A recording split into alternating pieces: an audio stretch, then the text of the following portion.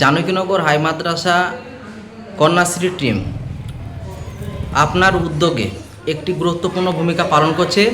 যে জানকীনগর গ্রামে drop out যে স্টুডেন্ট, জানকীনগর নয় পার্শ্ববর্তী বিভিন্ন যে গ্রামের ছেলেমেয়েরা আমাদের এই জানকীনগর হাই মাদ্রাসায় পড়তে আসে, কিছু স্টুডেন্ট ড্রপ আউট হয়ে গেছে। তাদের বাড়ি বাড়ি গিয়ে সেই স্টুডেন্টগুলোকে বিদ্যালয়মুখী করার যে একটা গুরুত্বপূর্ণ পদক্ষেপ আপনি নিয়েছেন, এই বিষয়টি একটু তুলে ধরেন। কন্যাশ্রী টিম 2013 সালে গঠিত হয়েছিল জানকীনগর হাই মাদ্রাসা। সেই টিম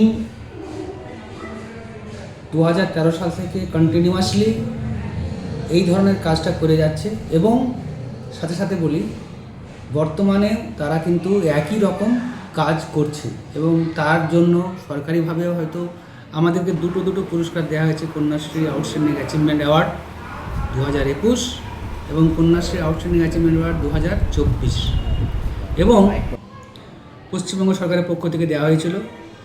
এই কাজটা আমরা রিসেন্ট যখন ক্লাস টিচারদের বলি যে আপনারা কোন কোন স্টুডেন্টগুলো সপ্তাহে 3 দিন বা 4 দিন আসছে না, তারা লিস্ট করতে, ক্লাস টিচার সেই লিস্টটা দেয়। সেই লিস্টের আমরা বাংলা শিক্ষা পোর্টাল থেকে তাদের অ্যাড্রেস এবং ফোন নম্বর নিয়ে আমরা কন্যাশ্রী টিমকে দিই এবং কন্যাশ্রী টিম তাদের ওই পড়াশোনার অবসর পিরিয়ডে অর্থাৎ বিকেল বা সন্ধ্যের দিকে তারা ওই টিমটা নিয়ে যায়। সঙ্গে স্বয়ং আমিও থাকি এবং আমাদের নোডাল টিচারও থাকেন। বাড়ি বাড়ি গিয়ে তাদেরকে আমরা উৎসাহিত করি, কেন তারা গার্জেনদেরকে যে আপনারা স্কুলের মেয়েদেরকে পাঠাচ্ছেন না কেন, কী সমস্যা। এবং অলরেডি গতকালকে আমরা এই অভিযানটা চালিয়েছি এবং এটা আমাদের একটা কন্টিনিউয়াস অভিযান হিসাবে থাকে। একটা বিষয়, বাল্যবিবাহ প্রতিরোধে আপনারা একটি গুরুত্বপূর্ণ পদক্ষেপ এর আগে থেকেই নিয়েছেন, এটা আমরা শুনতে পাই যে প্রায় 3 থেকে 4টে বিয়ে হাটগোবিন্দপুর এবং জানকীনগর এবং আরানডাঙ্গা কিছু কিছু জায়গায় আপনারা বিয়ে আটকেছেন এবং সোশ্যাল মিডিয়াতেও সেটা আমরা দেখেছি। তা ভবিষ্যতের জন্য বা বর্তমান রাজ্য সরকারের পাশে দাঁড়িয়ে বলা যেতে পারে আপনারা কি ভূমিকা রাখছেন বাল্যবিবাহ প্রতিরোধে?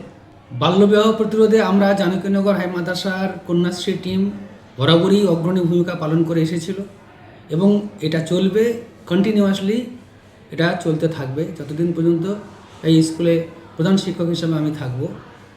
কারণ হচ্ছে যে আমাদের মাইনরিটি সমাজে সাধারণ পরিবারের মধ্যে এই প্রবণতাটা বেশি এবং আপনি হয়তো দেখেছেন, বলছেন সোশ্যাল মিডিয়াতে, শুধু সোশ্যাল মিডিয়া পেপারে সব জায়গাতেই বেরিয়েছিল এবং এইরকম আমরা 3টে বিয়ে রোধ করেছি। এবং রিসেন্টলি কোনো একটা মেয়ে বিবাহযোগ্য হওয়া না হতেই তাকে বিয়ে দেওয়ার একটা খবর পেয়েও আমরা তার গার্জেনকে ডেকেছিলাম, একটা মুচলেখা দিই নিয়ে তারপরে আমরা তাকে ছাড়ি। প্রয়োজনে আমরা আমাদের ব্লক প্রশাসন এবং স্থানীয় আইসির সহযোগিতা নিয়ে আমরা এই কাজটা করে থাকি।